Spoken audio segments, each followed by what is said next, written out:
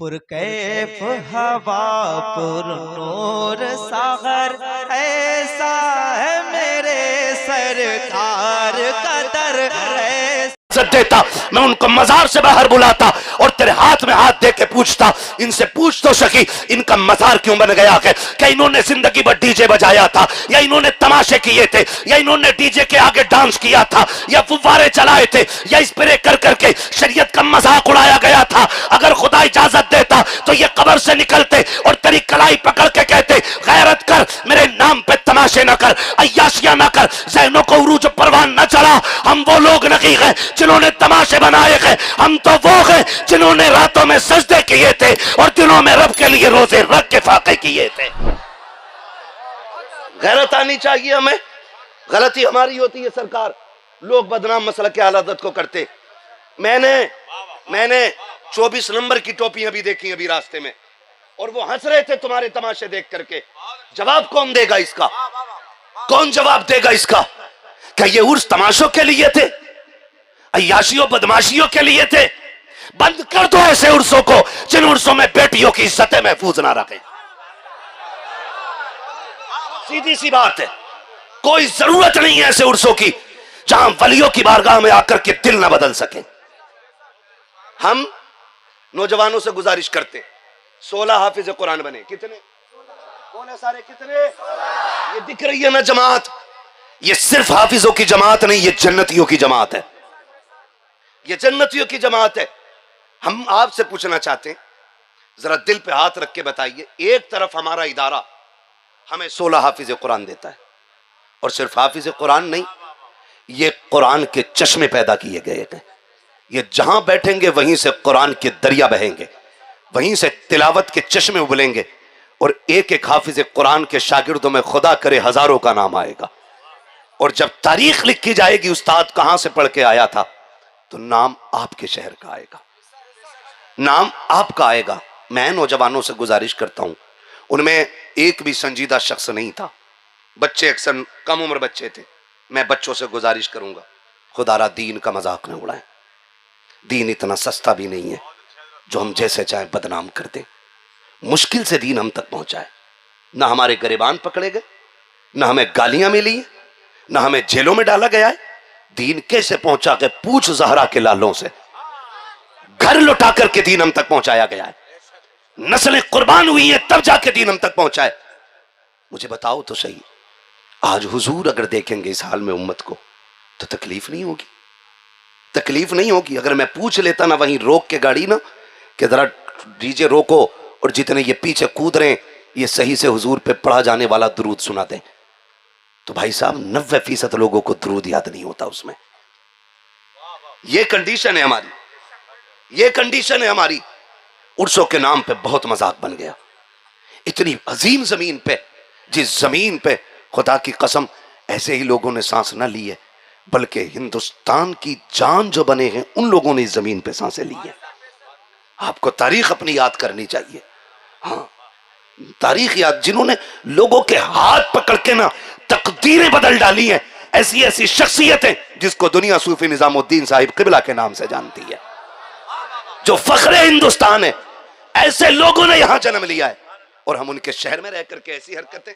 माफ कीजिएगा, मुझे ये दीन समझ में नहीं आता है, मत बुलाना आइंदा कभी भी। मैं जानता हूं ये कमेटी वाले, ये दीन से मोहब्बत करने वाले लोग, ये कुरान को पढ़वाने वाले लोग, ये कुरान को घर तक पहुंचाने वाले लोग हैं, इनके समझाने पे भी हम नहीं मानते, इनके बताने भी हम नहीं मानते। याद रखिएगा, दीन नजर आने वाली चीज नहीं है, इस्लाम खुद में नजर आने वाली कोई चीज नहीं है, बल्कि लोग हमें देख करके इस्लाम का फैसला करते। किसे देख करके? किसे देख करके? हमें देख करके लोग फैसला करते हैं कि इस्लाम कैसा है। आज भी हम हैं, कल भी हम थे। मखदूम पाक की जात आप देखें, इस घराने ने दुनिया लौटा करके दुनिया बचाई है, और आज हम हैं 6 टाइम खा के भी रब को याद नहीं करते, 6 टाइम खा के भी रब को याद नहीं करते। अभी ऐलान हुआ था चंदे का, कितने लोगों की जेब में हाथ गया, कितने लोगों ने दिया? अगर बात आ जाए ना, कव्वाली होनी है जी, कौन आ रहा, नाम नहीं लूंगा, बुरा लग जाता लोगों को कि फला आ रहा, तो कहते हैं ले 500 मेरी तरफ से ले, 1 घंटा ओवर टाइम कर लेंगे, 300 मेरी तरफ से ले। और कहते हैं हल्का ना करना, जरा एक जवाब वाली भी बुला लेना, जवाब वाली भी बुला लेना। वो क्या करेगी? कहा जब तक वो नहीं आएगी मजा नहीं आएगा। ये कंडीशन है हमारी कौम की। हमने 70 सालों में कौम नहीं बनाई, सिर्फ मूंड बनाया है। माफ कीजिएगा जुमले बहुत कड़वे मेरे, कौम नहीं बनाई, मूंड बनाया है हमने अपना। कभी तमाशे करके, कभी नचनिया बुला के, कभी कव्वाल बुला करके, और उसके बाद जब कव्वाल आते आगे कुर्सी लगती है और कौम के चंद बिगड़े हुए अमीरों के बेटे 10-10 के नोटों की गड्डी लगा के बैठते हैं। और फिर जब बात भारी पड़ती है ना किधर से, फिर यूं चलता। चंद ठलुए लोग जो उनकी गुलामी में, उनकी इख्तदा में पीछे खड़े होते, वो देख के कहते हैं आज तो मजा आ गया साहब, सुबहानी साहब ने कमाल कर दिया, आज तो गड्डी की गड्डियां उड़ा दी हैं, आज मजा आ गया। आज पता चला अली रजा साहब के पास दौलत कितनी थी, आज पता चला हम्माद के बाप ने कितना पैसा इकट्ठा किया था। खैरत से डूब के मर जाना चाहिए। जिस कौम के पास अपने IAS IPS ना हो, जिस कौम के पास अपने MBBS ना हो, वो एक कव्वाली के तमाशे में लाखों रुपए में आग लगा देती है। साकिब तुम क्या जानो गरीब की आंख का आंसू, पूछो जाकर के हुजूर साकिब सज्जादा से, जिन बेटियों के पास जहेज के लिए चंद पैसे नहीं होते हैं, उन बेटियों की रातें कितनी रो के गुजरा करती है। जाओ जाकर के पूछो जिन बेटियों ने बाप जैसी दौलत को खो दिया है, इल्म सीखना चाहती है तो इनकी चौखट पे जाके पूछ किस मेहनत से वो बेटियां इल्म सीखती है। खुदा सलामत रखे ऐसे बुजुर्गों को जो जेब के खर्च से यतीमों को पढ़ाते भी है, पालते भी है, उनके खर्चे भी उठाया करते हैं। वरना हमारी कौम का तो बेड़ा गर्क हो गया है। इसके पास अय्याशी में लुटाने के लिए दौलत तो है, लेकिन गरीब को देने के लिए लुक़मे नहीं है। इसके पास तमाशों में लुटाने के लिए गड्डियां तो है, लेकिन बेवा की बेटी के सर पे डालने के लिए चादर नहीं है। क्या करोगे ऐसी दौलत का? तुम तमाशों में पैसे उड़ाते हो। खुदा के वास्ते, तुम्हें खुदा का वास्ता, अगर रब ने दौलत दी है अय्याशियों पे ना उड़ाइएगा, तमाशों पे ना उड़ाइएगा, इसी पैसे को लीजिएगा। आकर के कारी साहब किबला की बारगाह में कारी हसीब से कहिए मौलाना पैसा इकट्ठा हो गया है, मुझे एक कारी कुरान बता जिसके पास लेटने का बिस्तर ना हो, एक कारी कुरान बता जिसके पास पढ़ने का कुरान ना हो, एक कारी कुरान बता जिसके पास खर्च का पैसा ना हो। ये पैसा उठा करके उसकी झोली में डाल दे, खुदा उठा करके जन्नत तेरी झोली में डाल दे। नारे तकबीर, नारे रिसालत, मसलके आला हजरत हजरत अल्लामा मुफ्ती हम्माद साहब क़िबला, हुजूर अनीसे मिल्लत। सुभान अल्लाह, सुभान अल्लाह। कुछ करो यार, अब वो वक्त नहीं है, अब नहीं चलेगा ऐसे, अब नहीं चलेगा। कितने कमरे हैं आपके मदरसे में कारी साहब हैं? मस्जिद में 2 कमरे और 16 हाफिज कुरान। बोल दो जरा यार सुभान अल्लाह। हाँ, मुझे नचनियों की दाद नहीं चाहिए, मुझे हुजूर के दीवानों की दाद चाहिए। जो इन तमाशों से लगे वो बोले जरा सुभान अल्लाह। हाँ, कितने हाफिज कुरान और पढ़े कहाँ गए? जोर से, बस खुदा सलामत रखे, यही भीड़ काफी है। हाँ, जंग में कागजी अफराद से क्या होता है, हिम्मतें लड़ती हैं तादाद से क्या होता है ना। ये चंद नौजवान काफी है मेरे लिए। आप ना भी बोलें, अपनी आवाज घर ले जाइएगा, आपके बेटों को डांटने में काम आएगी। और आप इतनी जोर से बोलिए गला बैठ जाए, माँ पूछे आवाज क्या हुई, कहना अम्मा जेब में पैसा नहीं था, हुजूर के नाम पे आवाज कुर्बान करके आ गया। हुजूर के बेटे बैठे हुए हैं। वाह वाह वाह, सुभान अल्लाह, सुभान सारे अल्लाह। लोगों की कहाँ चल रहा है मदरसा? मस्जिद में। ये छोटे छोटे बच्चे, इन बच्चों के माँ बाप को सलाम कि इतनी रात में बड़े बड़ों की आंखें बंद हो जाती हैं। इन छोटे छोटों ने बैठ के बता दिया हुजूर से इश्क की कोई उम्र नहीं होती है। 28 साल का आशिक हो सकता है तो फिर 8 साल का भी तो हुजूर का आशिक हो सकता है ना। खुदा आपको सलामत रखे और आपके माँ बाप को सलामत रखे। इदारा 2 कमरों पे चल रहा है, 2 कमरों पे चल रहा है। एक बात बताओ, हमारे घर का एक बल्ब फ्यूज हो जाए, उसी टाइम बल्ब आएगा। समर खराब हो जाए, उसी वक्त में मिस्त्री आएगा ठीक करेगा। लाइट खराब हो जाए, उसी वक्त में आएगा मिस्त्री और ठीक करके चला जाएगा। और हमें अगर लेटने में पैर पूरे नहीं फैल रहे ना कमरे में, कह रहा एक कमरा और बना लूं। हमें अपना घर इतना प्यारा है तो फिर हुजूर का घर कितना प्यारा होना चाहिए, है ना। हुजूर साहिब सज्जादा की अल्लाह उम्र में बरकतें करे। 51,000 पिछले साल दिए थे, 51,000 इस साल दिए गए। अजी साहब आप तो कुछ भी ना दें तब भी हमारा ये दावा है, तेरे टुकड़ों पे पले गैर की ठोकर पे न डाल, झिड़कियां खाएं कहाँ छोड़ के सदका तेरा, है जी। हम तो पलते ही हुजूर की औलाद की ठोकरों पे हैं। तो मैं अर्ज करना चाहता हूँ आपसे लोगों, अब वक्त वो नहीं है। हम तमाशे कब तक करेंगे, कब तक करेंगे। हमने ना 70 सालों में ना काश कौम बनाई होती, आज हमारी कौम बन गई होती ना तो हमें दर बदर के धक्के खाने नहीं पड़ते, धक्के खाने नहीं पड़ते। मैं तो मुबारकबाद पेश करता हूँ अपने भाई को कि इनकी मेहनतों पे शासन प्रशासन सारा लगा है इंतज़ामिया में, है ना। खुर्शीद भाई अल्लाह इनकी उम्र में बरकतें अता करे। हमारी कौम में असर और रसूख वाले लोग होने चाहिए। मुझे तो हजरत नेता नगरी भी समझ में नहीं आती। नेताजी भी बनाए ना तो अजीब किस्म का नेता है, हाँ अजीब किस्म का नेता। कह रहे यार काम मैं करा दूंगा, हाँ नेताजी करा दो यार, करा दो। नेताजी ने कहा 10,000 लगन, तो आप नेताजी नहीं आप दलाल हैं। अगर आप भी पैसे ले रहे हैं तो आप नेताजी नहीं है, फिर आप जोर से आप दलाल हैं। नेता तो तब होता ना जिसकी आवाज में दम होता। खुर्शीद भाई फोन करके कहते अभी हमारी गाड़ी आ रही ना, तो दीवान जी थी पता नहीं कौन थे, उन्होंने कहा नहीं अंदर नहीं जाने दिया जाएगा, हमारी गाड़ी सीधी भगा दी। हम जंगल चले गए। हमने कहा पुलिस वाले ने नहीं पहचाना तो क्या हुआ, हमें लोग स्टेज पे नहीं पहचानते, हमसे ही पूछते हैं मुफ्ती अम्माद कब आएंगे। जब हम जुब्बे साफे में नहीं होते हजरत, लोग हमसे ही पूछते हैं मुफ्ती अम्माद कब आएंगे। मैंने आएंगे तो देख लियोगे भैया, तो कोई मसला नहीं है। और पहचान अपनी होनी भी क्या है, और मसला भी क्या अपनी पहचान का। लुत्फ उनका आम हो ही जाएगा, शाद हर ना काम हो ही जाएगा, जान दे दो वादे दीदार पर, नकद अपना दाम हो ही जाएगा। बेनिशानों के निशान मिटते नहीं, मिटते मिटते नाम हो ही जाएगा। ऐ रजा हर काम का एक वक्त है, दिल को भी आराम हो ही जाएगा। तो हमारे ये नौजवान अक्सर प्रदेश विदेश में रहने वाले लोग हैं।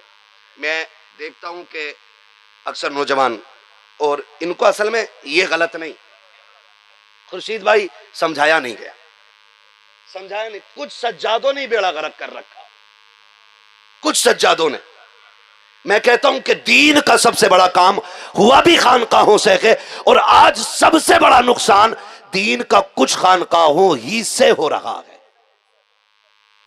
एक पीछे कुछ दिन पहले इस इलाके में एक जगह आना हुआ था अली रजा भाई, तो पता ये चला जबरदस्ती का मजार है। मैंने उसको बुला के सज्जादा को पूछा, भाई कतई सज्जादा क्या मुसलमान नहीं लग रहा था शक्ल से। हाँ मैंने कहा भाई मजार किसका है, कह रहा सच बता दूं। तो मैंने कहा झूठ बोलेगा क्या प्रिया। मैंने कहा देख साबिर पाक की नगरी तो नहीं है साबिर वाली, अगर झूठ बोला तो फिर जला नहीं सकते तो जलन तो पैदा कर ही सकते हैं, सही बता। कहने लगा बताएं यहाँ पे ना एक बुजुर्ग निकलते बढ़ते बैठा करते थे, बस ले भाई ले, बुजुर्ग बैठा करते थे। किसने बताया कि हमने परदादा से सुना था। कौम पूरी गिर गई जा करके। वो कह रहा मैं छू दूं तो खुशबू नहीं जाती, मुझसे कह रहा हाथ लाओ, ऐसे कह रहा छू लो। तो मैंने ये तमाशे हमें न दिखा बेटे, हम एक थप्पड़ मारते 7 पुश्तों तक गूंज आती है, तू छू के बात कर रहा है। कह रहा देखो निकलो यार इन तमाशों से, खुदारा निकलो। कब तक तबाह होते रहोगे ऐसे, कब तक, निकलो इन तमाशों से। कह रहा निकलते बढ़ते यहां बैठते थे तो तूने मेला लगा लिया है।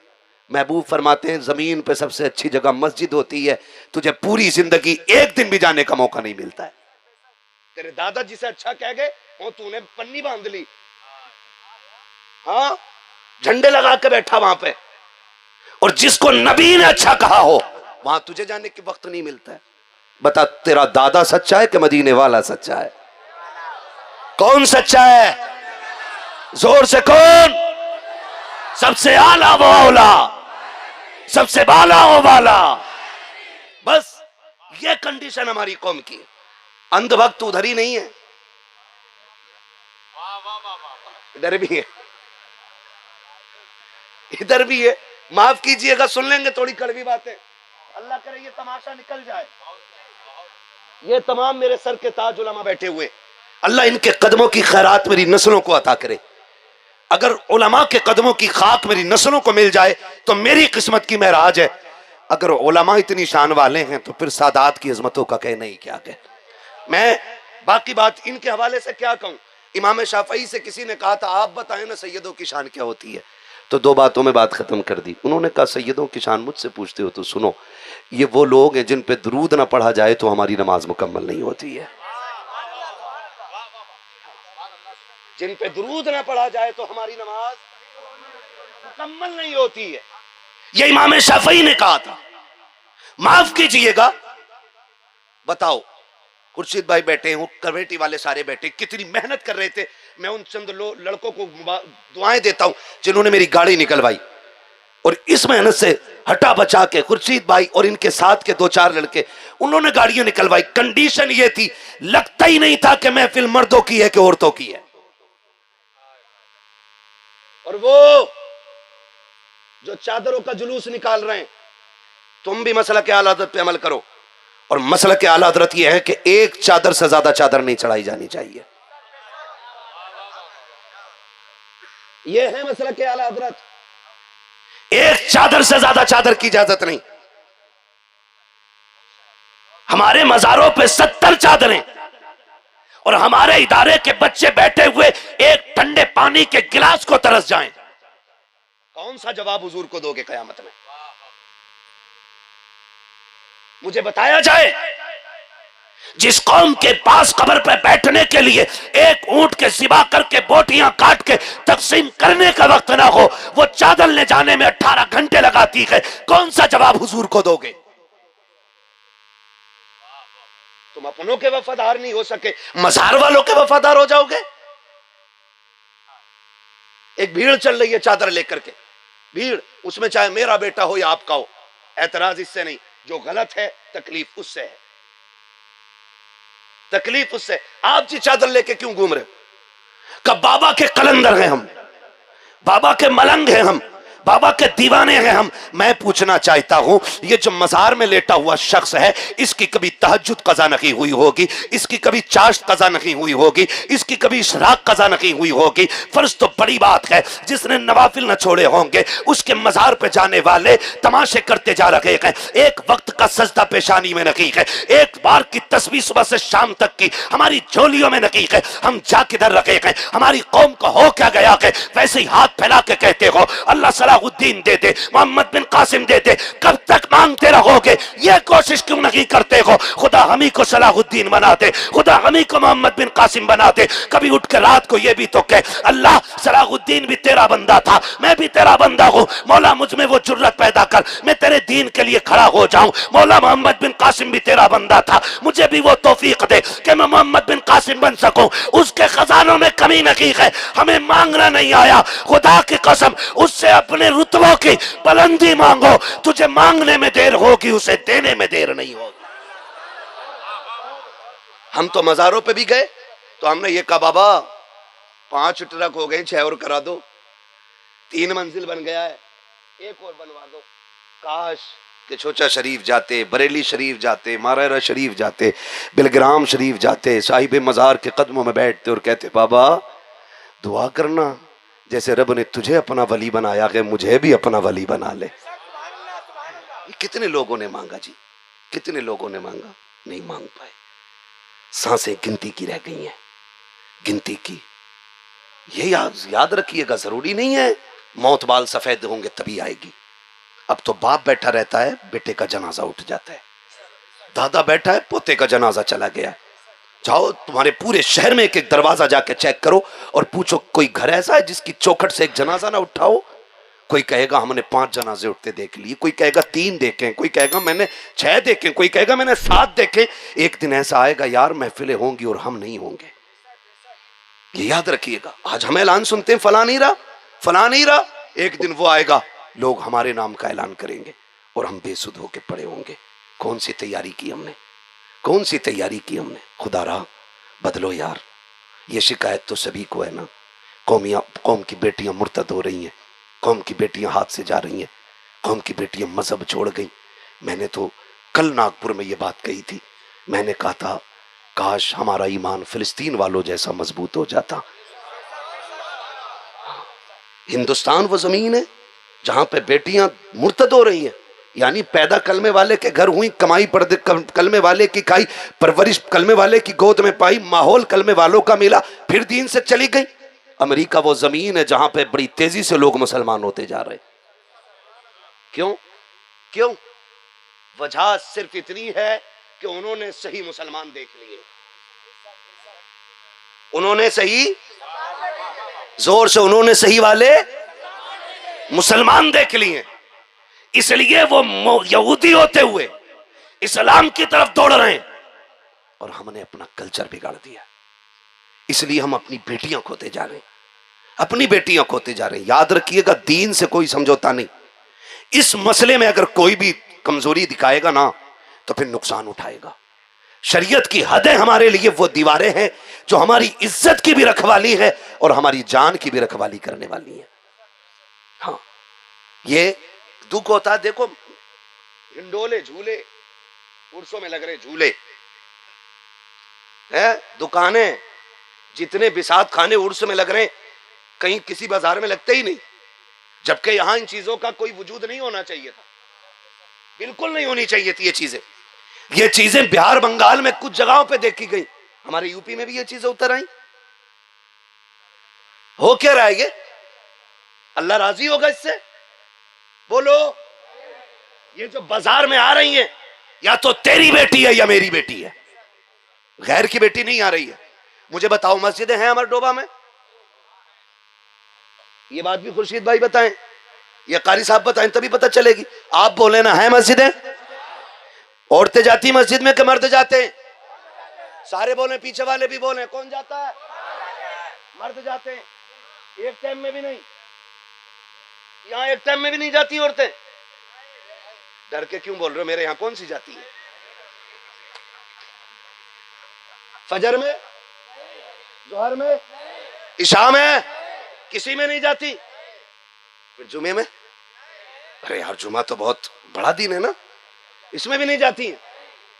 ईद के दिन, अच्छा, और बकरा ईद वो तो 3 दिन की ईद होती, उसमें भी क्यों है? जाती है? बोले जरा, क्यों नहीं जाती है? मुझसे ना पूछो, इन उलमा से पूछो, सादात से पूछो, इन बुजुर्गों से पूछो, ये बताएंगे हुजूर ने बेटियों की इज्जत महफूज की है। जमीन पे सबसे अच्छी जगह को मस्जिद कहा जाता है, सबसे बड़ी इबादत को नमाज कहा जाता है। नमाज के लिए औरत को मस्जिद में जाने की इजाजत क्यों नहीं? उलमा बताएंगे इसलिए इजाजत नहीं है ताकि इनकी इज्जतें महफूज रह सके। माना कि मस्जिद है, नमाज इबादत है, लेकिन जो मर्द और गैर महरम औरतें और मर्दों का इख्तिलात होगा उससे फितनों के शुबहात पैदा होंगे। हो सकता है किसी की बेटी की इज्जत पे आंच आ जाए, हो सकता है किसी की बेटी की इज्जत पे किसी का हाथ लग जाए। इसलिए इस्लाम इजाजत नहीं देता है कि कोई औरत मस्जिद में जाके नमाज जैसी इबादत अदा करे। अगर इस्लाम किसी बेटी को नमाज के लिए मस्जिद में जाने की इजाजत नहीं देता तो जाओ बेटियों से जाके पूछो, तुम अल्लामा की बेटी हो, मजदूर की बेटी हो, किसान की बेटी हो, ये अपनी जगह है। जो इस्लाम बेटी को मस्जिद की इजाजत नहीं देता वो इस्लाम बेटी को मेले मजार की इजाजत कैसे दे सकता है?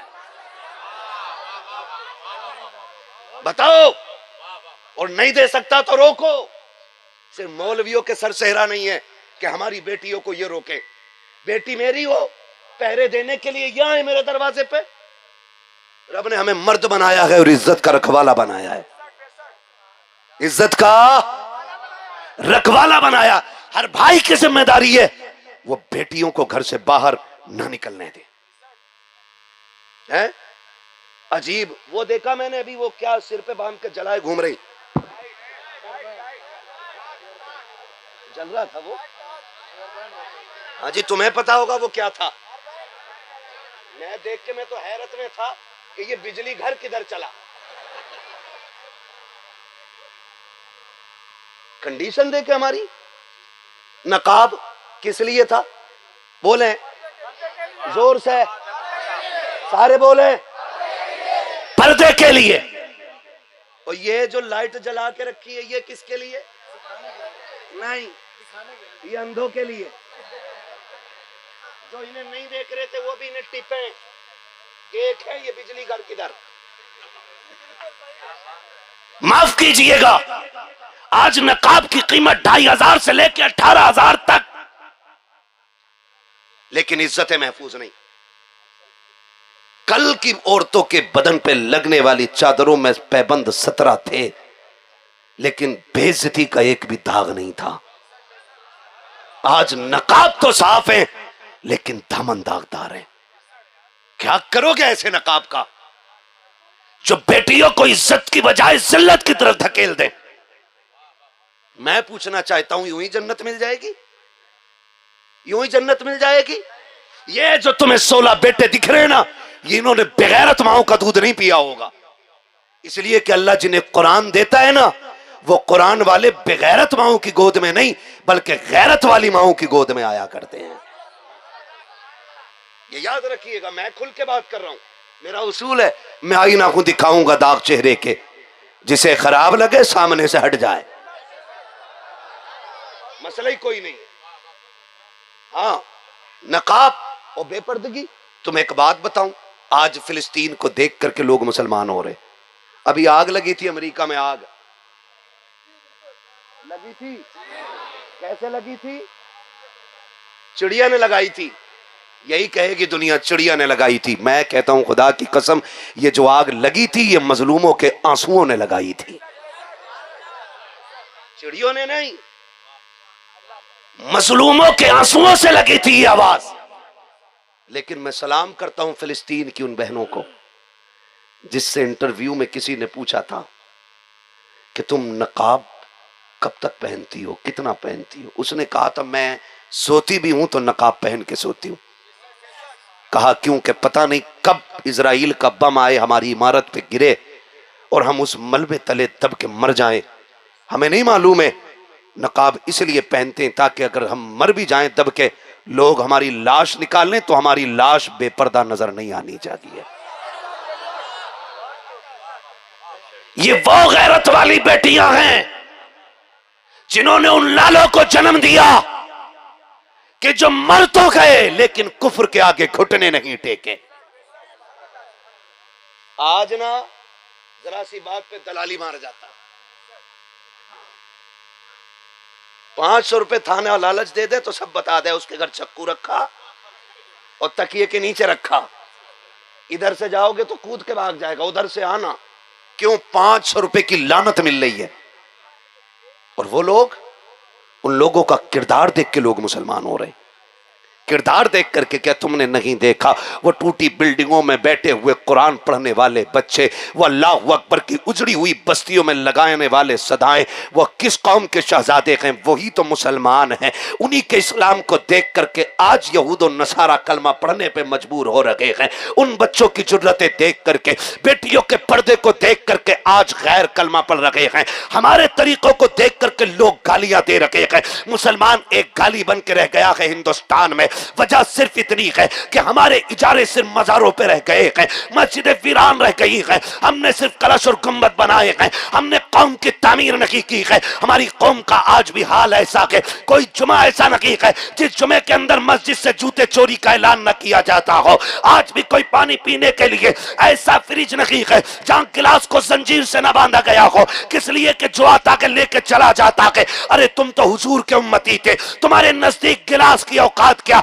जूते की औकात क्या, बड़े बड़े ताजदारों के ताजों की हैसियत नहीं होती थी। तुम्हारी जिंदगी के अंदर सबसे बड़ी बात यह होती थी कि तुम सब कुछ अपना मदीने वाले को मानते थे और हर हाल में यही नारा देते थे, इन्हें जाना इन्हें माना, न रखा गैर से काम, लिल्लाह किल हम्द में दुनिया से मुसलमान गया। ये तुम्हारी जिंदगी थी। आज क्या हो गया हमें, आज क्या हो गया। खुदा करे बंद करो ये तमाशे, करेंगे इंशाल्लाह। जितने नौजवान बैठे, मैं पूरी गारंटी के साथ कहता हूं इस्लाम इसकी इजाजत नहीं देता है। ये सारे उलमा बैठे, गलत कह रहा हूं, मिंबर से लात मार के नीचे गिरा दे, इसलिए कि मिंबर पे जगह झूठे की नहीं, मिंबर पे जगह उसको होनी चाहिए जो सिर्फ हुजूर के दीन की बात करे, जो सिर्फ हुजूर के दीन की बात करे। गलत कहता हूं तो उतार दो मुझे, और अगर सच है तो वादा करो साहिब मजार का वास्ता, आज के बाद ये तमाशे नहीं करेंगे, नहीं करेंगे इंशाल्लाह। ये पीछे वाले लोग भी वादा करते हैं, हाथ उठा के जरा देखें, मुझे बता दें ताकि मुझे लग जाए कितने लोग इस शैतानी काम से निकलेंगे। वादा करते हैं कभी तमाशों में शामिल नहीं होंगे इंशाल्लाह, नहीं होंगे इंशाल्लाह, नहीं होंगे इंशाल्लाह। जुलूस निकालना बुरा नहीं है, उसमें बदतमीजियां बुरी हैं। आप जा रहे हैं, तहजीब के दायरे में जाइए, शराफत से जाइए, हुजूर पे नात पढ़ते हुए जाइए, ताकि आपकी नात का सवाब मजार वाले को, कहीं ऐसा ना हो कि आपके नाचने का हिसाब मजार वाले से लिया जाए, ये भी याद रखिएगा। इसलिए खुदारा ये तमाशों में नहीं जाना है। ये 16 बच्चे हाफिज कुरान बने। मैंने देखा सरकार हुजूर अनीस मिल्लत ने 51,000 का ऐलान किया।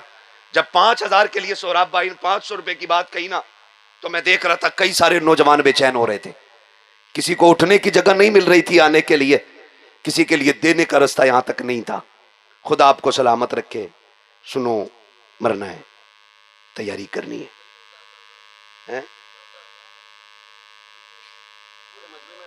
छोड़ के 14,000 बहुत हो गया, और अभी इतना ही और होगा इंशाल्लाह, होगा इंशाल्लाह। मैं हजरत को मैंने देखा ना, उन्होंने कहा हमारे सोहराब भाई ने कि अगर हुजूर के बेटे की तरफ से आगाज हो जाए तो फिर बरकत ही हो जाए। तो मैं देख रहा था हजरत के चेहरे को, हजरत ने बिना सोचे कह दिया ऐलान कर दो, जो देना था बोल दिया। तो मैं देख रहा था मैंने कहा कि सखावत तो सैयद की पहचान होती है। मैं होता सोहराब भाई की जगह तो ये नहीं कहता कि आप कुछ बोल दें, मैं होता तो ये कहता मैं क्यों कहूं, मुझको ये अता हो वो अता हो, वो दीजिए जिससे मेरे घर भर का भला हो, वो दीजिए जिससे मेरे घर भर का भला हो। आता है फकीरों पे उन्हें प्यार कुछ ऐसा, खुद भीख दे और खुद कहे मंगते का भला हो। मंगता तो है मंगता कोई शाहों में दिखा दो, जिसको मेरे सरकार से टुकड़ा ना मिला हो, है ना। तो अब इनका क्या, इनकी नजर करम काफी है, नजर करम काफी है। जनाजे उठते हैं इधर भाई, जनाजे लोग देखे मरते हुए, रूह किधर से निकलती है, मिंबर वाले ना बोले। जिए जिए जिए सलामत रहे। कौन से वाले से, इससे के इससे? क्या बात है, बोलो सुभान अल्लाह। है लग रहा है कमर डोबा में बात कर रहे हैं। हाँ, अवाम को तो इतने मसले और इतनी मालूमात यहाँ की होनी चाहिए, जिस कसरत से यहाँ उलमा। कहां से निकलती है?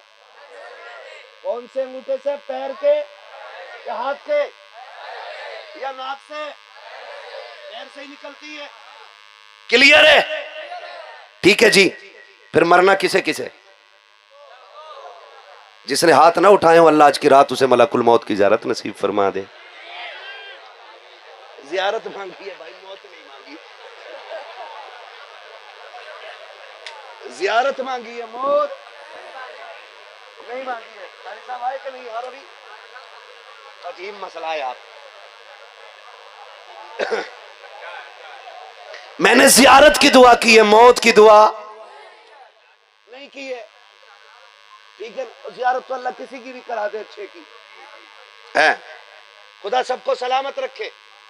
ठीक है, नौजवानों, मौतें हो रही हैं और ये दुनिया बड़ी बेवफा है, भरोसा नहीं। मैं कहता हूं मुझे अपने दादा की कब्र पे जाने का वक्त नहीं मिलता है। मैं क्या उम्मीद रखूं कि मेरी औलाद मेरी कब्र के चक्कर काटेगी?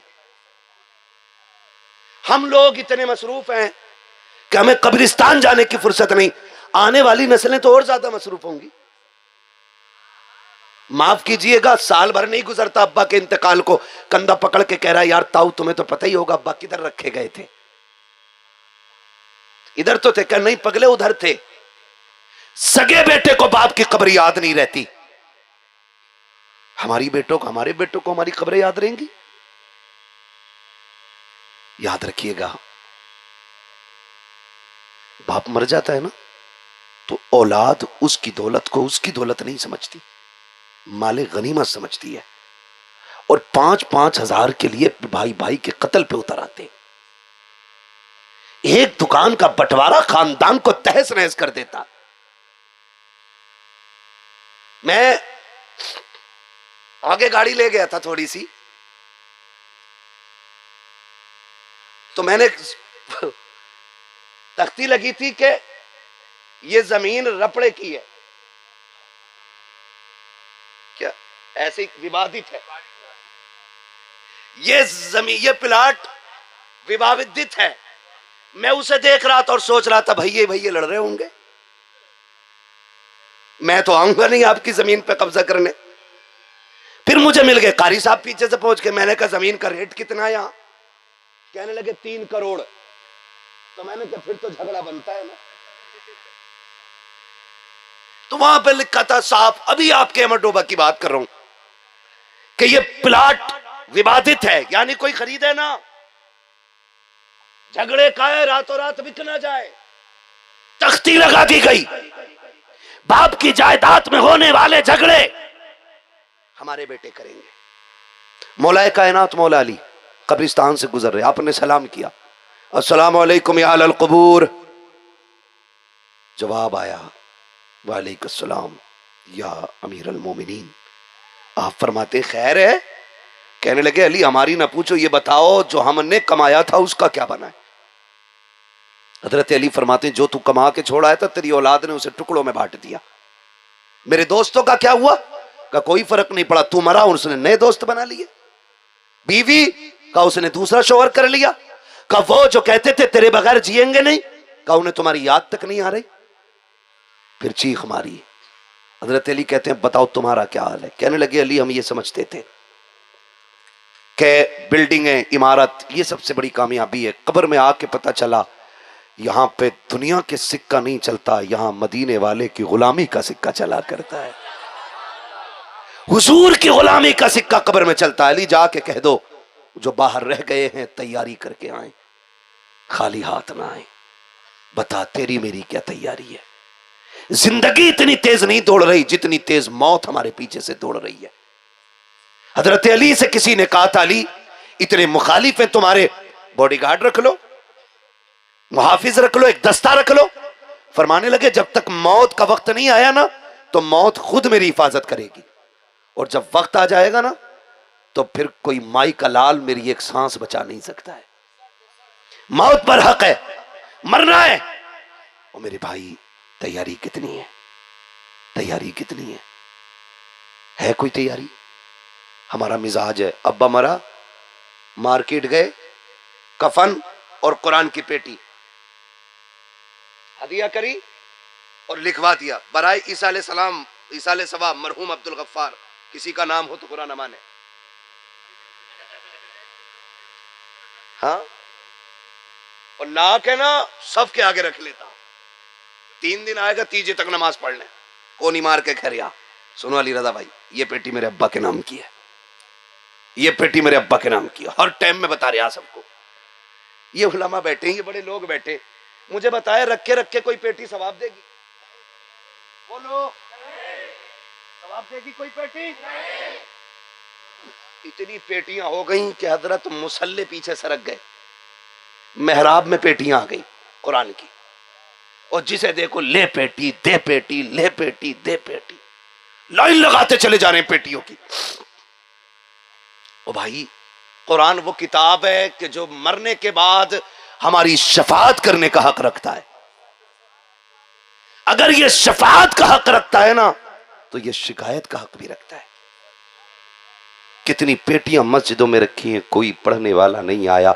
कितनी पेटियां खोल के देखो ना तो खुदा की कसम उनको दीमक लग गई है, दीमक पारे खा रही है। हमारी कौम को कुरान पढ़ने का वक्त नहीं है। दिन में 70 मरतबा फेसबुक खोल के चेक करते हो, एक मरतबा घर में रखा हुआ कुरान नहीं खोला जाता। मुझे तो हैरत होती है, एक घर के अंदर 5 मेंबर होते हैं तो 10 मोबाइल हुआ करते हैं, लेकिन कुरान सिर्फ एक होता है, दूसरा कुरान नहीं होता है। घर के अंदर 6 मोबाइल है, 5 मेंबरों के पास 6 मोबाइल है, एक मोबाइल को फुर्सत नहीं है, लेकिन 5 मेंबरों की हवेली में रखा हुआ एक कुरान है जिसे खोलने की फुर्सत नहीं मिल रही है। कौन सा चेहरा लेकर के जाओगे महबूबे दावर के सामने? मुझे बता तो सकी। हमारे बेटे की शादी होती है तो हमारे डीजे ढोलक खूब रहा करते हैं, खूब जमा करके गीत हुआ करते हैं। बेटियां रुखसत होती हैं तो तमाशे याद रहा करते हैं, लेकिन जब बेटियों के नाम, बेटियों के लिए जहेज के नाम पे देने की बारी आती है, सबसे पहले कुरान उठा करके घर से निकाला जाता है कि जहेज को सबसे पहले निकाला जाए।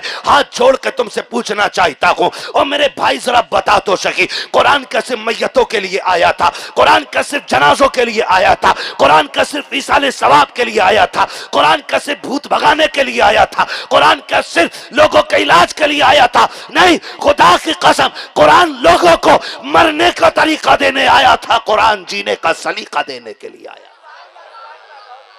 आज हमारे पास कुरान है लेकिन पढ़े जाने का वक्त नहीं। अल्लाह तौफीक दे, तैयारी करें।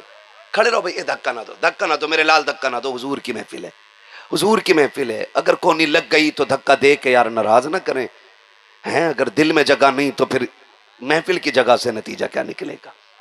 कोई नहीं निकलेगा। अच्छा, ये बच्चे कितने रहते हैं यहाँ मदरसे में? कारी साहब से तो उम्मीद नहीं कि वो आएंगे। कितने बच्चे पढ़ते हैं?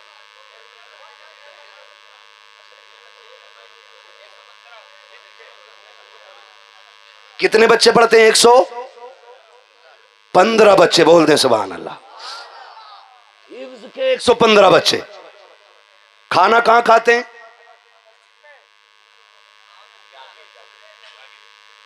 जागीर ना, जागीर यानी कुछ ऐसे हैं जो कुरान वालों को घर में खाना खिलाते। खुदा की कसम, उनके लिए कोई दुआ ना भी करे ना तो उनके खिलाए हुए लुकमे की कयामत के दिन उनकी शफात के लिए चीखेंगे। कोई ना भी कहे, कोई दुआ ना भी करे, है ना? खाना खिलाते हैं। जागीर मीन्स घरों पे, घरों पे खाना खिलाया जाता है। ए भाई, एक बार या तो खड़े होकर निबट ले या बैठ के निबट लो। है समझ में ही नहीं आ रहा टीम कौन सी है? आधा खड़ा आधा बैठा है। एक बार बैठ जाओ या खड़े हो जाओ। बात में मुकम्मल करने लगा हूं, 10 मिनट बाकी रह गए, है ना? 1 घंटा हो चुका है। हुजूर सैयद साहब क़िबला बैठे हुए, आपने ये पूरी आप महफिल समाअत कर चुके हैं। बस चंद बातें आखिर में कह रहा हूं, है ना? जागीर मतलब घरों पे लोग खाना खिलाते हैं। मैं मुबारकबाद पेश करता हूं जिन्होंने आखिरत की तैयारियां शुरू कर दी हैं, और ये आखिरत ही की तैयारी है। हालात होते हैं, कह रहे हजरत जी अब्बा खत्म हो गए, हाँ कुरान पढ़वा दियो, ठीक है। हजरत ने आधा घंटे के बाद कह दिया 20 कुरान हो गए। पता नहीं कौन सी मशीन से पढ़े गए थे। कहीं कहीं दुआ कराने के लिए हम जाए ना तो लोग कहते हैं जरा ये पर्चा ले लो। अब हम पर्चा देखते हैं तो पर्चे में हैरत में पड़ जाते हैं। 300 कुरान, 70,000 मरतबा सूरह यासीन है, 11 लाख मरतबा कलमा, 12 लाख दुरूद शरीफ। पढ़ी किसने? कब फोन आया था?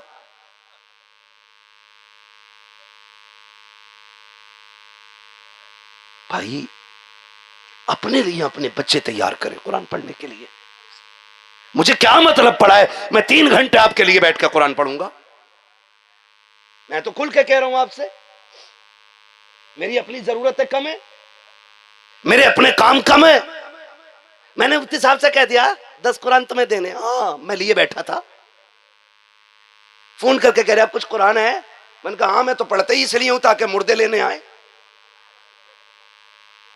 यहां अपने लिए नहीं पढ़ा जा रहा हमसे, हम तुम्हारे लिए ठेका लिए बैठे। धोखे में ना आइए, अपने पीछे कुरान पढ़ने वाले छोड़ जाइए। कामयाब वो नहीं है जिसने बिल्डिंगें छोड़ी, इमारतें छोड़ी, बैंक बैलेंस छोड़ा। कामयाब वो है जिसने अपने पीछे कुरान पढ़ने वाले छोड़ दिए। मैं तो साफ बात कहता हूं, अपने बच्चों को कुरान सिखाइए।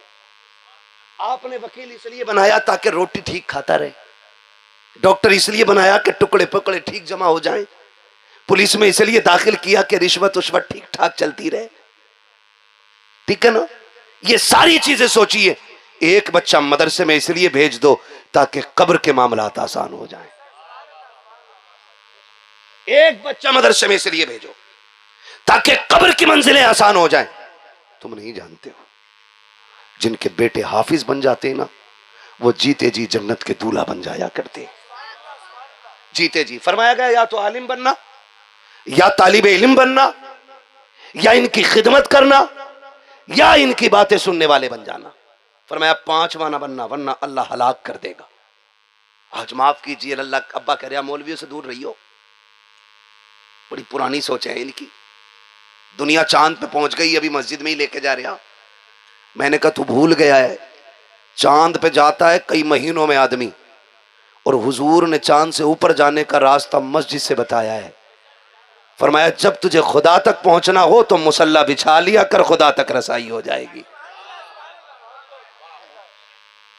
वो पनडुब्बी, पनडुब्बी का नाम सुना है? तैयक मर गए घूमने वाले। ये बिलावजे के शौक ना किया करो। मुझे तो अफसोस तकलीफ होती है, आज तक हजरत में किसी पहाड़ पे नहीं गया टहलने।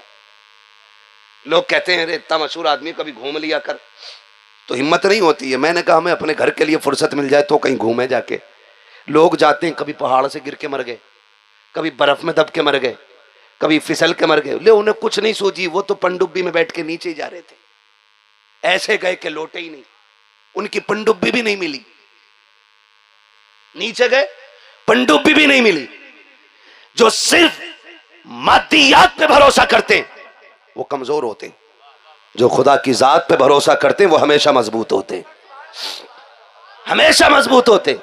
मिसाल के तौर पे बता दूं, शहाबुद्दीन गौरी लाखों का लश्कर लाया था।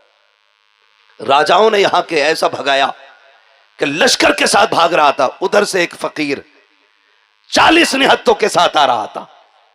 इसने चेहरे की दाढ़ी देखी, नूर देखा, कहने लगा कौन है? कहने लगे अल्लाह के फकीर है। किधर जा रहे हो? कहा हिंदुस्तान फतह करने। शहाबुद्दीन ने कहा था फतह करने जा रहे हो? मैं तो भाग के आ रहा हूं, मैं लाखों की फौज होते हुए वापस आ गया, तुम 40 बंदे क्या करोगे? कहा हिंदुस्तान फतह। हंस के कहा बेवकूफी दिखा रहे हो? फरमाने लगे बेवकूफ तू है, हम नहीं है, हम हिंदुस्तान फतह करेंगे। कहा कैसे? हम इतने बड़े लश्कर के साथ लौट आए, तुम 40 बंदे क्या करोगे? तब मेरे गरीब नवाज ने कहा था तुम तलवार के भरोसे गए थे, मैं परवरदिगार के भरोसे जा रहा हूं। ये बड़ी चीज होती है, ये भरोसा बड़ी चीज होती है, ये बड़ी चीज होती है। हम तो माफ करें, तीजा होता है इधर, तीजा होता, तीजा। अरे क्या पढ़ते हो इसमें? डर गए यार, कुछ तो कॉन्फिडेंस रखो यार अपनी बात पे। कलमे शरीफ इसी का तो फिर तो होता है तीजे में। अच्छा रह गई पारे वालों की बात, तो पारे वाले तो इसलिए आ जाते हैं चाहे चने डबल मिल जाए। कुछ जगहों पे ऐसा मसला है कि जो चने पड़ते हैं उन्हें 1 मुट्ठी मिलते हैं, जो पारे पड़ते हैं उन्हें 2 मुट्ठी मिलते हैं। जबकि तीजे में असल कलमे की तादाद है। कुरान की तिलावत से इनकार नहीं, उसके बाबरकत होने से इनकार नहीं, उसके मोहतरम मुअज्जम होने से इनकार नहीं। असल है तीजे की तादाद में कलमे की तादाद मुकम्मल होना, है ना? पता चला तीजे 3 बार हो गए, अब्बा बख्शा ही नहीं गया, बराबर परेशान दिख रहा खाम में। कभी कह रहा पानी पिलाओ, कभी कह रहा कपड़े दो। सैयद साहब किबला से पूछा ख्वाब की ताबीर क्या? तो ये कहते हैं जरा ईसाले सवाब करो, परेशान है कब्र में। जबकि इतनी बड़ी खुशखबरी मिली है कि कलमे शरीफ की जो तादाद फरमाई गई है, फरमाया ये पढ़ के बख्श दो तो अल्लाह मरहूम की मगफिरत फरमा देता है। लेकिन यहां 3 लाख बार कलमा हो गया, बंदा बख्शा ही नहीं गया अभी तक। बख्शा क्यों नहीं गया ना? ये जो पढ़ रहे हैं ना चने, अरे भाई यार खड़े हो रहे हो या बैठ जाओ, चुप रहो, वरना माइक तुम्हें दे के मैं वहां आ जाऊंगा, फिर मैं तुम्हें सुन के बताऊंगा सुना कैसे जाता है। तो फिर चने दे देते हाथ में, तो चने वाले भी बातें कर रहा है, आलू कितने हुए, गेहूं कटे कि नहीं, बुखारी कितनी है, गन्ना कितना है। ये चनों में उधर ढेर लग गया, को मुर्दा भी कहता होगा अल्लाह उठा दे इन्हें। मेरी जगह होगे तो बेटे पता चलेगा। हम तो मरने वाले के साथ वफा नहीं करते, उसके साथ धोखा करने पे लग जाते। कह रहा मैंने 18 कुरान पढ़वा दिए, 17 पढ़वा दिए, चलो इनके पास तो 125 बच्चे मौजूद हैं, इनके यहां तो कुछ कुरान हो सकते हैं आधा घंटे में, लेकिन जहां 15 ही बच्चे हैं वहां कैसे 12 कुरान हो गए आधा घंटे में। इसलिए अपने पीछे कुरान वाले छोड़े, अपने पीछे। ये सर का ताज है, ये जनाजे में हमारे कदम रखें तो हम बख्शे बख्शाए हैं, ये अपनी जगह है। लेकिन जिनके पास पैसा ना, वो सोच रहे ना बेटे को वकील बनाओ, रह गई कब्र की बात तो पीर साहब को बुला के जनाजा पढ़वा लेंगे, हजरत आ जाएंगे पढ़ा जाएंगे मेरे जैसे। अरे भाई उसे बुला लेंगे, आएगा किराया देंगे, नमाज पढ़ा जाएगा। सुन भाई 1 लाख भी देगा ना तू मुझे, 1 लाख भी देगा तो मेरे लिए तेरा दर्द उतना नहीं होगा जितना तेरा दर्द तेरे बेटे के सीने में होगा। तेरे बाप का दर्द मेरे सीने में उतना नहीं होगा जितना बाप का दर्द बेटे के सीने में होगा। हम तो आएंगे, ठीक है, अच्छे आदमी थे, जलसों में बुलाते थे, अस्सलाम वालेकुम, अल्लाहू अकबर, नमाज जनाजा पढ़ी, मिट्टी डाली, चल दिए।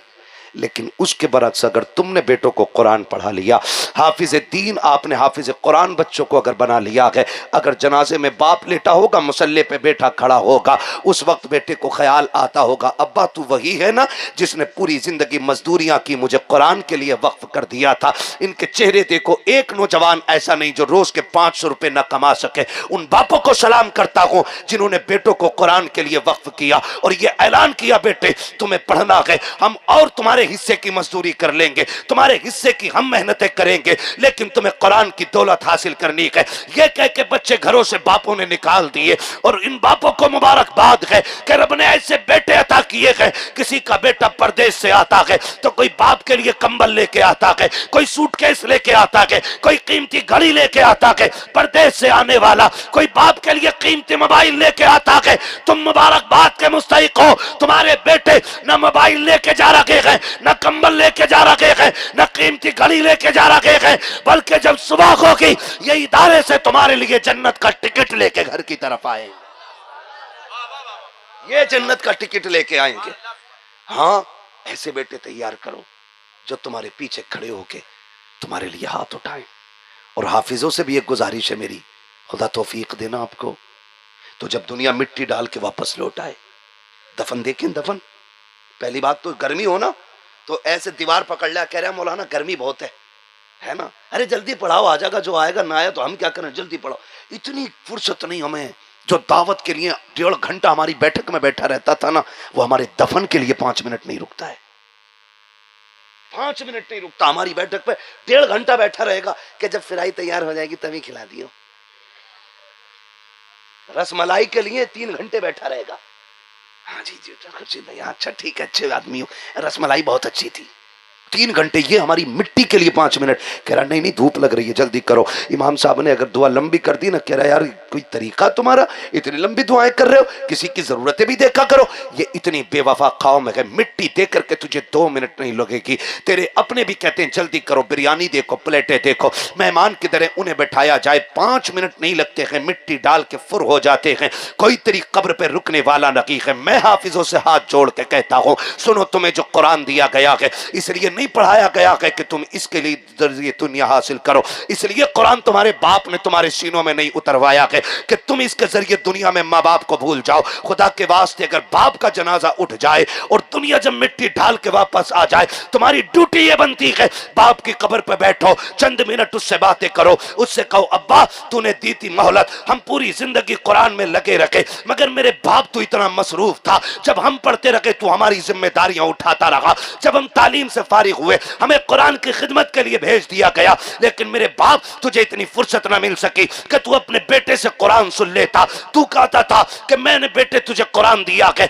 आज मेरे बाप सुन तो सकी, आज तू भी फुर्सत में है, मैं भी फुर्सत में हूं। कल का आलम यह था, कभी बेटियों की जरूरतें तुझे मंडी ले गई, कभी बच्चों की भूख ने तुझे बाजार में ले जाके खड़ा किया, कभी खानदान की जरूरत ने तुझे अमीरों की महफिलों में बेचा था, मेरे बाप तुझे कुरान की फुर्सत न मिल सकी। सुन, आज तू भी फुर्सत में है, मैं भी फुर्सत में हूँ। एक कुरान पढ़ने वालों, तुम्हें खुदा का वास्ता, अगर तुम्हारा बाप कब्र में लेट जाए तो उस वक्त तक बाप की कब्र से न उठना जब तक अलहम्द के अलिफ से लेकर के वन्नास की सीन तक पूरा कुरान बाप को ना सुना दो। खुदा की कसम खा के कहता हूँ, मुझे नहीं पता तीजा कब होगा, मैं नहीं जानता 40वां कब आएगा, लेकिन इतना जानता हूँ अगर कुरान वाला बाप की कब्र पे बैठ करके अलहम्द की अलिफ से लेकर वन्नास की सीन तक पूरा कुरान पढ़ देगा, खुदा की कसम कब्र में रहमतें भी उतारी जाएंगी, जन्नत के फैसले भी उतार दिए जाएंगे।